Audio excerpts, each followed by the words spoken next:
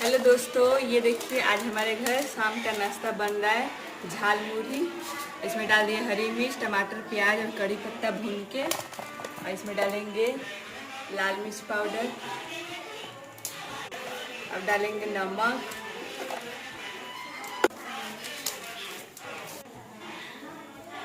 थोड़ा सा हल्दी, थोड़ा सा तेल, और ये लहसुन और मिर्ची पाउडर का पेस्ट है भुना हुआ।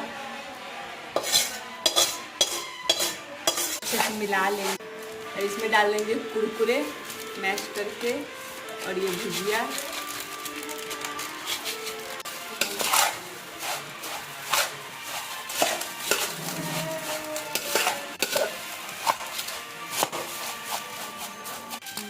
ये देखिए बन गया है। बताइएगा जरूर कमेंट में कैसा बना है।